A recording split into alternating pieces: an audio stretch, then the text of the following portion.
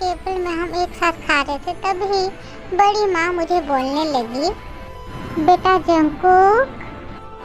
हाँ जी बड़ी माँ बोलिए। आज तो तुम्हारा ऑफिस में छुट्टी होगा है ना? जी हाँ बड़ी माँ, आज ऑफिस छुट्टी है। मुझे तुमसे कुछ कहना था। हाँ जी बड़ी माँ बोलिए, क्या बोलना था? तुम्हें रेलवे स्टेशन जाना होगा किसी को लेके आने के लिए। आपकी फ्रेंड को लाने जाना है क्या बड़ी माँ? नहीं, मेरी कोई फ्रेंड नहीं आ रही, उसे लेने नहीं जाना है तुम्हें। तो फिर किसे लेने जाऊंगा स्टेशन बड़ी माँ? हमारे रामू काका के भतीजी को लाने जाना है बेटा। बस यही सुन के मैं चुप हो गया और रामू काका की ओर देखने लगा। फिर मैंने पूछा, बड़ी माँ क्या कोई नौकरानी चाहिए आपको? मेरी बात सुनकर मेरी फैमिली मुझे देखने लगी। नहीं बेटा। तो फिर क्यों? क्योंकि बेटा वो आगे की पढ़ाई यहाँ मुंबई में करना चाहती है। हाँ तो पढ़े, इसमें प्रॉब्लम क्या है बड़ी माँ?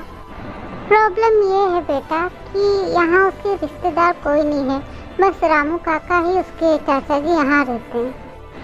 तो मैंने सोचा कि रामू काका हमारे घर में रहते हैं तो उसकी भतीजी भी क्यों ना हमारे घर में रहे और यहाँ पढ़ाई करे। वैसे भी सुना है कि वो लड़की बहुत अच्छी है। मैं स्टेशन जाके उस गरीब नौकरानी को अपने साथ लेके नहीं आ सकता बड़ी माँ, और एक ही साथ एक ही कार में उसके साथ बैठना एक नौकरानी के साथ मुझसे ना होगा। तब मेरी ये बात सुन के मेरी फैमिली मेरी तरफ देखने लगी और रामू काका मुझसे कहने लगे, रहने दो बेटा, मत जाओ उसे लाने, वो गांव में रह के ही पढ़ाई कर लेगी। ऐसा बोल के रामू काका अपने आंखों का पानी पोंछते हुए चले गए वहाँ से। ऐसा तुमने क्यों बोला बेटा? माँ, मैंने जो कुछ भी बोला ये आप अच्छे से समझ रही हो, फिर भी क्यों पूछ रही हो? पर बेटा ऐसा कभी भी किसी को नहीं बोलते, क्योंकि ऐसा बोलने से लोगों को मन में कष्ट होता है, दुख होता है। दुख होता है तो होने दो, पर मैं उस नौकरानी को लाने नहीं जा सकता, बोल दिया मैंने। बहन रोज, तुम जंकुक को बोल दो कि उस लड़की को जाके लेके आए। इससे ज़्यादा मैं और कुछ नहीं सुनना चाहती, बिल्कुल भी नहीं। ऐसा बोल के बिना खाना खाए बड़ी माँ चली गई अपने रूम में। तो मैंने भी बोल दिया, मैं नहीं जा सकता। मम्मी, बड़ी माँ को बोल दो मैं उस गवार लड़की को लाने नहीं जा सकता स्टेशन। मैं बड़ी दीदी को कुछ नहीं बोल सकती, तुम्हें तो पता है इस घर में उनके सभी लोग बात मानते हैं, तो तुम भी ये बात मानो।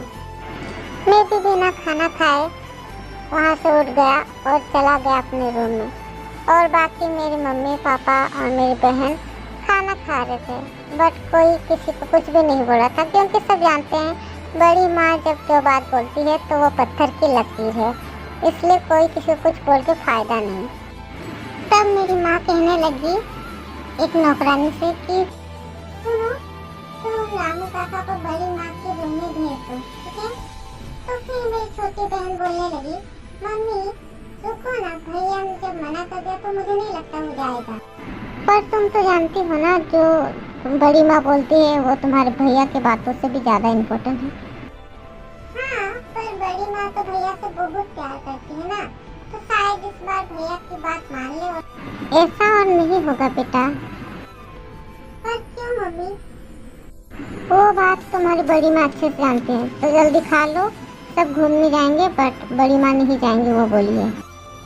मैं भी नहीं जाऊंगा, मेरी तबीयत थोड़ी अच्छी नहीं लग रही है। क्यों, क्या हुआ है बड़े भैया आपको? नहीं कुछ नहीं, बस थोड़ा सर में दर्द हो रहा है, तो इसलिए मैं नहीं जा पाऊंगा। तो भैया क्या आपको मेडिसिन ला के दूं मैं? नहीं रोज, मैं ठीक हूँ।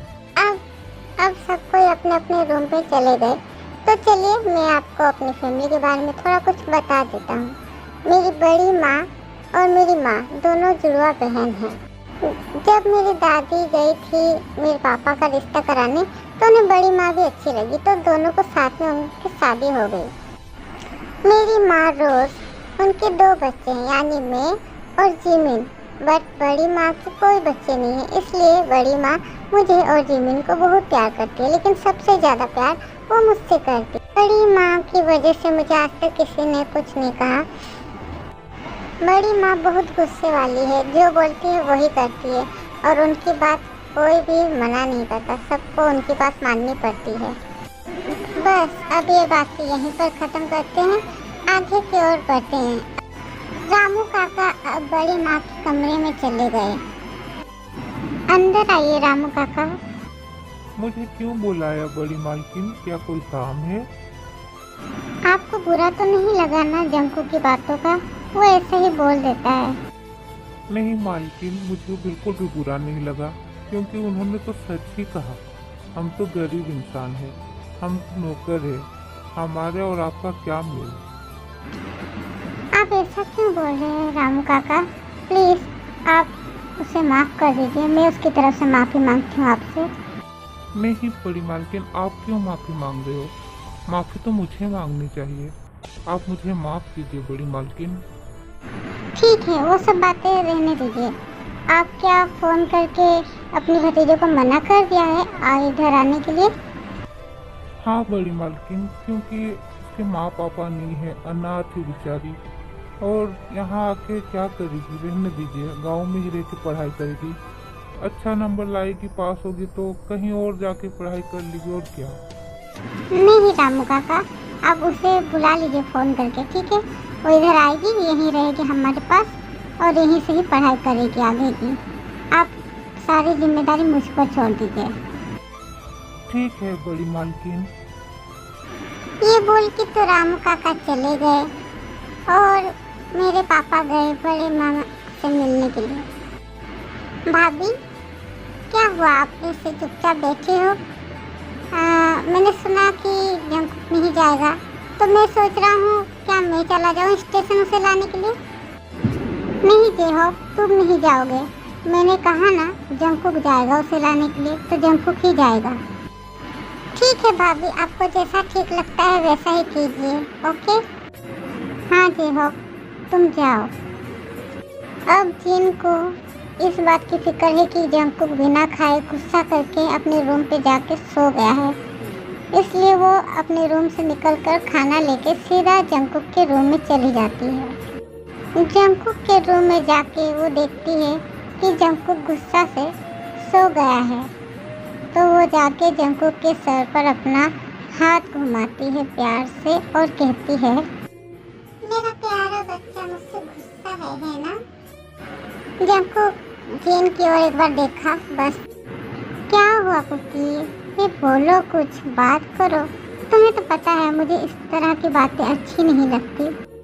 वो लोग गरीब और हम लोग अमीर हैं, तो क्या उनकी कोई इज्जत नहीं है? उनकी भी उतनी ही इज्जत है जितनी हमारी, क्योंकि वो भी इंसान है और हम भी। हम लोग भी तो गरीब थे, अब शादी हो गई बोल के हम अमीर हो गए, तो क्या हम दूसरों को इज्जत देना भूल जाए? बताओ कुकी। इसलिए बेटा, अब से उन्हें ऐसा बात मत बोलना जिससे किसी को दुख हो। उन्हें बहुत दुख लगेगा, बुरा लगेगा, ये अच्छी बात नहीं है ना, इसलिए अब से ऐसा मत बोलना, ठीक है बेटा? अभी भी जंकुक चुप रहा। अच्छा, तो तू बात नहीं करेगा मुझसे? ठीक है, तो फिर मैं चली जाती हूँ यहाँ से, मैं जा रही हूँ। जिन को जाता देख जंकुक ने जिन का हाथ पकड़ लिया और बोलने लगा, आज मेरी माँ मुझे बिना खाना खिलाए चली जाएगी? बस जंकुक ये बातें सुन के जिन की आंखों में आंसू आ गए। उसका मन माँ पुकार सुन के उसका मन शांत हो गया, सारा गुस्सा कहीं चला गया और वो चुपचाप बैठ गई वहीं पर। जिन जितना भी गुस्सा क्यों ना हो, पर जब जंकुक उसे माँ बोलता है तो उसका सारा गुस्सा शांत हो जाता है। और जंकुक भी जब जिन को रोता हुआ देखता है तो जंकुक भी रोने लगता है, जिन भी रोती है। दोनों एक दूसरे को हक करके साथ में रोते हैं और फिर खाना खा। अच्छा बेटा जंकुक, 4 बजे स्टेशन चले जाना उस लड़की को लेके आने। ठीक है बड़ी माँ, चला जाऊँगा 4 बजे। कुछ देर मैंने आराम किया, फिर उठ के देखता हूँ कि 4 बज गए, तो मैं तुरंत ही वॉशरूम गया, फ्रेश हुआ और फिर स्टेशन चला गया उसे लेने के लिए। स्टेशन पहुंचकर मैंने उसे कॉल किया। हेलो, कौन बोल रहे हो आप? मैं जंकुक बोल रहा हूँ। मुझे रामू काका ने भेजा है आपको लेके जाने के लिए। अच्छा, तो आप जंकुक हो? हाँ, आपके बारे में पता है मुझे। हाँ, तो आप बताओ कहाँ हो तुम? मैं यहीं पर हूँ, स्टेशन में बेंच पे बैठी हूँ। ओके, तो तुम वहीं रहो, मैं आता हूँ। और मैं जब वहाँ पहुँचा और मैंने फर्स्ट टाइम उसे देखा तो मेरे दिल की धड़कनें रुक गई। कोई इतनी खूबसूरत कैसे हो सकती है? इतना मासूम चेहरा। मैं उसे देखता ही रह गया। पता नहीं क्या था उसके फेस पे जो मैं उसे देखता ही रह गया और वक्त मानो वहीं रुक सा गया हो। आगे की स्टोरी जानने के लिए पार्ट 2 का